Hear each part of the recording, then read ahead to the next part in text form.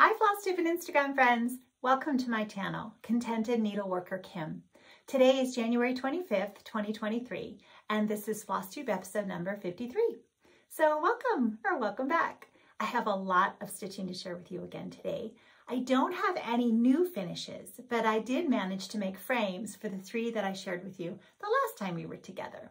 I also have progress on lots of whips, 1 new start, and a new SAL. We have a lot of good stitchy chit chat. Let's go ahead and get started with my Instagram inspiration.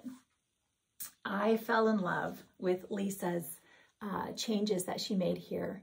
This is a design from the Blackbird Designs Ooh La La book. And I'm totally going to do this when I stitch this. Lisa also finished M+A by Needlework Press. And it looks like she found a thrifted frame that's going to work beautifully. Then we have Janet, another Needlework Press. I have really been tempted by this one time and again. And Janet, this is a beautiful finish.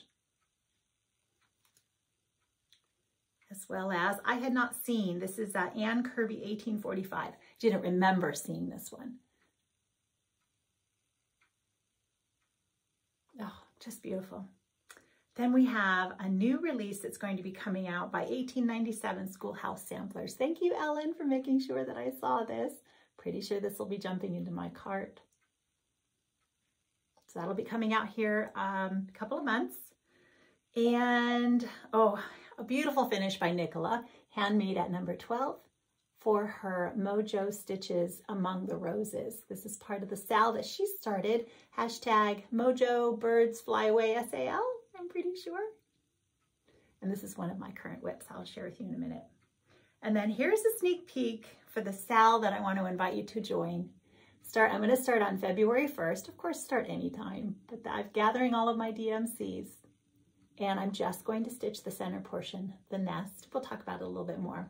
This is available from creativepoppies.com. Here's the name of the designer. Her name is Miriam. And I think I'm going to add, well, let's talk about it a little bit later when we get to the SAL. Okay, so thank you everyone for letting me share your beautiful stitching. Okay, let me go ahead and show you just very quickly the frames that I managed to make for this is my Phoebe J. Mead, which is also by Needlework Press, stitched on my perforated paper. I do have to do a little bit more coffee dyeing along the edge. She's not, I cut the frame so that the perforated paper goes right to the edge, so I didn't have to cut off any of my stitching. And then on the top and bottom, it's a little bit longer, so that's what keeps her held in there. My foam core is cut very tight to my frame so it doesn't fall out. And after I do the coffee dyeing and such, I'll see whether I think I'm probably pretty happy with her. I did put a piece of Warm and Natural batting behind the stitching, but the frame needs to be touched up a little bit. Sometimes, you know, when you're getting a thrifted frame, it's got some nicks and dings, and that's going to be an easy thing for me to fix that as well. I also have, I don't think I can reach it very easily, but I have my Elizabeth Hunter by the Scarlet House, and I made her a frame as well. And my Plum Street Samplers, A Gentleman's Daughter. Again, the frame came just like this. I just cut it down a little bit, and I think it's gonna, the finish is just fine. I don't think I'm gonna paint it or anything. I do have a video where I talk about how I cut down thrifted frames. I do hope at some point to make a video where I can show you what I'm doing. We'll see. I hope so. Okay, so those are my prior finishes, and we've got some whips to talk about. Before I forget, I did put up a reel just this morning on my Instagram page showing you my Valentine's decor that I put out in my main entrance there above my buffet. And so if I can, I will try to attach that to the very end of this video if you'd like to fast forward and check that out. Okay, let's start with some whips. The first one here, because I don't want anybody to be on pins and needles any longer as to whether I had to do any frogging. The last time we were together, I mentioned that my alphabet here, the letters here looked like they were a little bit not wonky, a little bit not in a line. And so I made some adjustments. I did not have to do any frogging. This is Ursilia's sampler. You can get this from Attic in Mesa, Arizona. This is from Jean's private collection. and I fell in love with the different alphabets on here. So 40 count antique lace by Seraphim Fabrics with Tulip by Belsois. And all I had to do was elongate my letters where so the A and the B were not completed at the last time. And so I added a row to each one of those. And then on some letters I added, so like say the E, I think I added these top to the little one here and the stitch below that. To the C, I put one at the bottom and that. So wherever I felt it was necessary to make it look a little bit more lined up is what I did. Now, mind you, Ursilia has made some oopsies. I've made some too. But I think that I managed to fix this. So we didn't have to do any ripping out of red floss on a lighter colored fabric. And she might be coming out for, it'll be another couple of sessions, but there may be a finish on her the next time I pull her out because I am motivated. Okay, then of course, when I saw Nicola post her beautiful finish of Among the Roses by Mojo Stitches, I went and pulled mine back out and made some beautiful progress. This is 36 count Ale by Picture This Plus, and I am using the called for over dyes. Finished up the bottom of the bird and the bottom half of the rose, and started on, added a little bit down here, and of course, so a lot of, can be very challenging stitching, not losing my place. A lot of really paying close attention. And so far we're on track, but it was, especially pulling it out after I had not worked on it a little while, I had a hard time finding my place. Okay, Mary Carr by Needlework Press. And I'm stitching this with my friend Michelle, Desert_Stitcher on Instagram, as well as I think I might have convinced Yvette Go and Carol Crago to start theirs. You will notice that my peacock is not quite this dusty purple color. I think I just have an older skein. I'm using the over-dyed cottons. And even, I think the dress, you don't see a lot of, I can't see the distinction here in some of her dress details. As well. Nothing, it's all fine. I love pink, so that's okay. And I don't mind stitching all of this grass because I like that it's broken up by all of the fun animals, so that really helps. 46 count white clay by Fox and Rabbit. I don't stitch a lot on 46 count, but this is a very large piece, and so it'll make it just a bit smaller, and I'm not having any troubles stitching on it. So let me go ahead and and there's some border stitching going on there. So gold star border stitching for me. As well as, let's see, can you see her? There we go. She's so cute.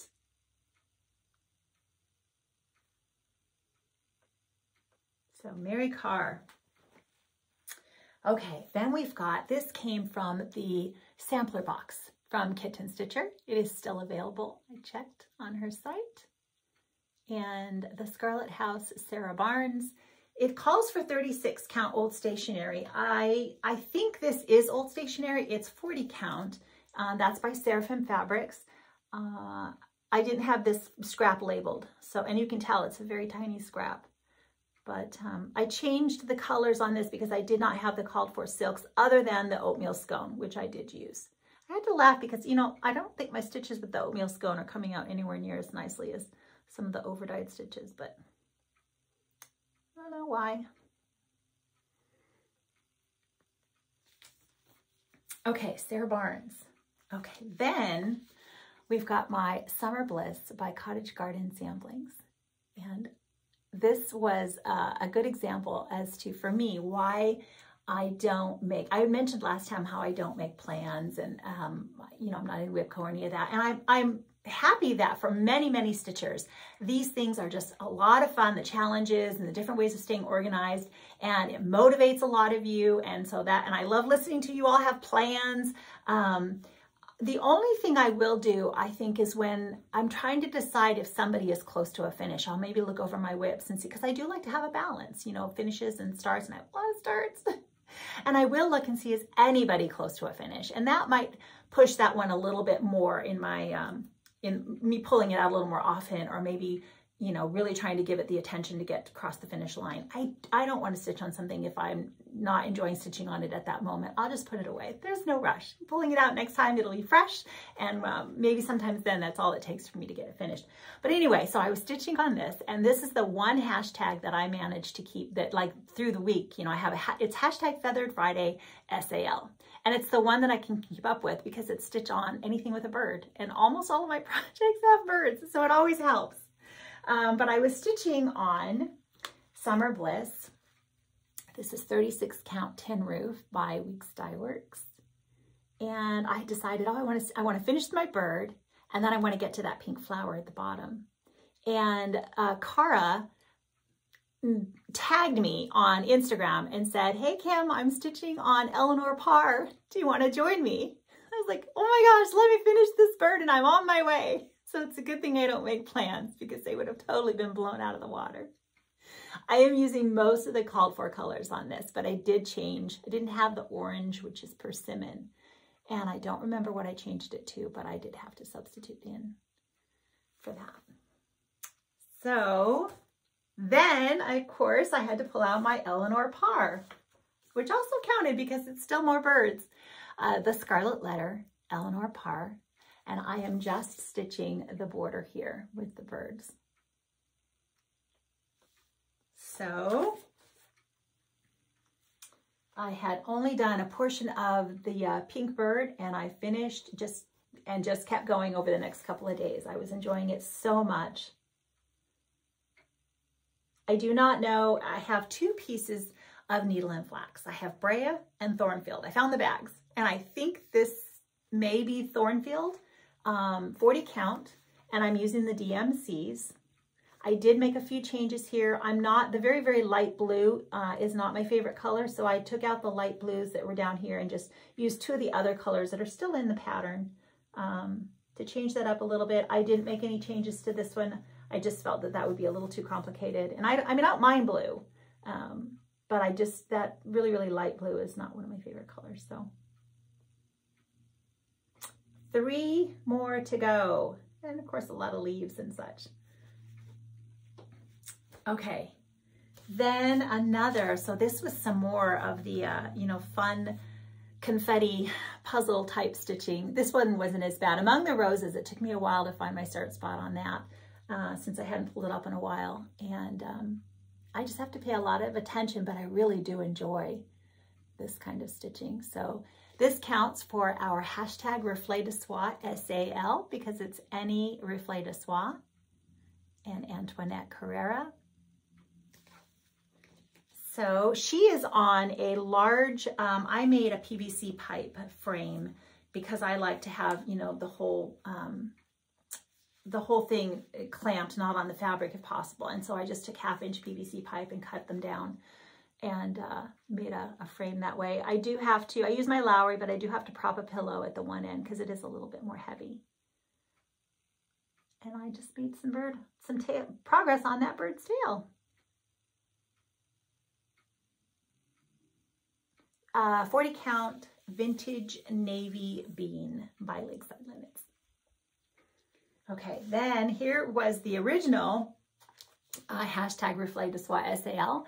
This was inspired Louisa Barney by my friend Brenda Holzman, her beautiful finish, and of course my friend Barbara and I, Nevada Stitcher on Instagram. We decided to stitch this one together. A lot of you have joined, or a different Reflet de Soie. And this one is large. She is on 36 count cedar plank by Lakeside Linens. And when I put her on top of the mantle to take a picture to post to Instagram, my husband walked by and went, whoa, what's that? That's large. I know. And she's going to be very tall as well. Let me see if I can get her up. I'm going to pan across. I'll hold it back. I did manage to get from border to border. And that was my goal, to get to the other side. I do have all the grass at the bottom still to fill in. but I got the house and the border on this side done. So let me start over here. I'm using all the called for DMCs.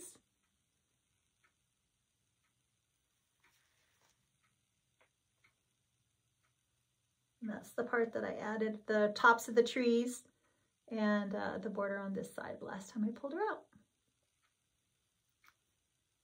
So I want to say she's like 36 inches. I'll have to measure for the next time so I can give you that, but she's going to be big and beautiful.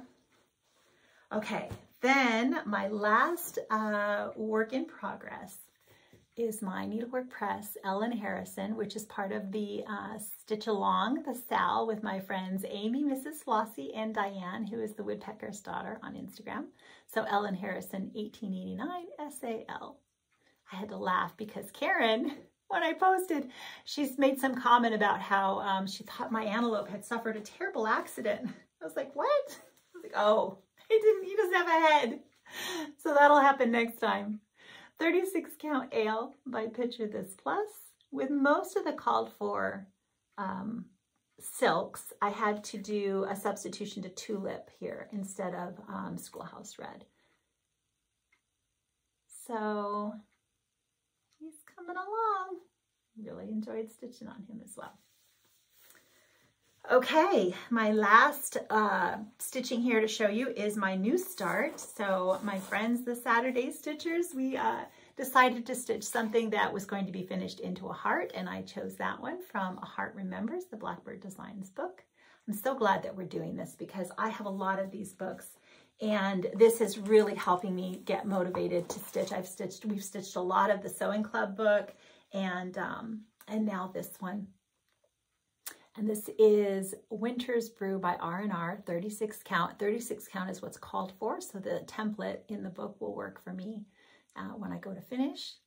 And I'm using a mixture. I'm using some of the called for over dyes. I switched out the Brother in Blue. I didn't have Stormy Nights, and I had 2 skeins of Brother in Blue, and they were different. So I used one of them for Stormy Nights and one of them for the called for Brother in Blue. And I think I'm also doing a DMC in one of these down here.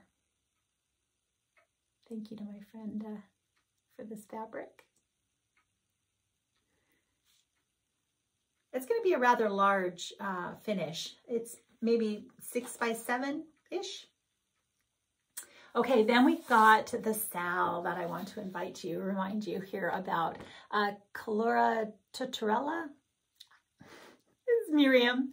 Again, you can get this from Creative Poppies as a download. I'm just using DMC. I'm going to stitch the wreath, and what I'd like to do is take one of these flowers. I will do some cut and paste and add one of the flowers, perhaps here at the top for a little more color. I think each one of these birds would be beautiful on their own as a pillow. Stitch the whole thing, stitch just a portion of it, whatever you'd like to do. I was thinking hashtag bird's nest. SAL. And we're going to start on February 1st or any time. Make sure you tag the designer. I think it's fun for them to see us stitching their beautiful designs on Instagram. I don't know what fabric I'm going to use for this yet. Like I said, I had most of the DMCs. It's very full coverage, and I'm only stitching this portion. That'll be very difficult to find a frame, and I can't just make a circle frame. So, framing it may still have to end up in a square. That'll be something we'll see, we'll look at, but I hope that you'll join. Then Helen D has the SAL that's starting up here, coming up in February for Strawberry Fair by October House Fiber Arts. I have a very small start on this for my NYE 12 by 12. So I will be pulling this back out again and joining in her SAL. Katie, the novel stitcher, has a hashtag Best Bunnies SAL starting up January 28. And of course there's a bunny. I'm only going to be stitching the top portion of this. So I've also started pulling the flosses for this and have to decide on fabric. I also think my Martha Evans that has 2 bunnies, and so I haven't started her yet. So that'll be another good one that'll qualify because she's stitching the Hello from Liz Matthews. I don't remember the name of the chart, but it's got the bunny and the beehive, and it's adorable. But she said any bunny would work. And then I've started kitting this up as well from the Artsy Housewife, my friend Gigi. And I want to get a start on this as well. So got to choose fabric and get a few of the overdyes that I don't have. Okay, I'm looking around. I think that is all the stitching that I have to share with you this time. It'll probably be a couple of weeks before I come back to visit with you again. I hope that you are enjoying everything that you are stitching on. Let me know if you're stitching any of the same things and if you're going to join the new SAL. So excited for it. I'm going to share scripture as always, and I hope that you'll stay. But if you're just here for the stitching, that is all the stitching. And then, as I said, I'm hoping that I'm going to be able to put that small video of the Valentine's decor that I have at the very, very end. So everyone, take care. I'll see you soon. Okay, before I forget, I wanted to mention we had a wonderful guest speaker come to our church recently, and many of you will be familiar with him. His name is Frank Turek. He has a website, a radio program. I'm going to try to link below. He had the book out he spoke about is I Don't Have Enough Faith to Be an Atheist, and he's an apologist. It was just a wonderful presentation, and it is available for you to watch on YouTube, so I'm hoping to get that video and link it for you below. The scriptures today, I was going to share, I've been listening to Romans a lot over and over again, and Romans 2 was actually one that I thought I would perhaps share that. And then, as you know, a lot of prayer goes into me trying to decide what scriptures to share with you. I also had I remembered that a lot of stitchers, or people I think in general, choose a word of the year. And I was thinking, I don't have a word of the year, but I was thinking, well, what would be a good word that I could do a Bible study on? And I thought about the word praise, and that led to an interesting, another thing I will link below is they made a distinction between praise and worship. And that was my husband and I had him listen to it as well, and we had a nice little conversation about that. So I am going to share some scripture about most of them. I think two of them, they're worship, and then the other one is praise. And I'm also going to put a reference to one that's a little bit longer, again, down in the description box. So these are New King James for the first two, and then NIV is the third one. And let's go ahead and read them together. So Psalm 95:6. Oh, come, let us worship and bow down. Let us kneel before the Lord, our Maker. Psalm 96:9. Oh, worship the Lord in the beauty of holiness. Tremble before him, all the earth. And Psalm 103:1 and 2. Praise the Lord, my soul, all my inmost being. Praise his holy name. Praise the Lord, my soul, and forget not all his benefits.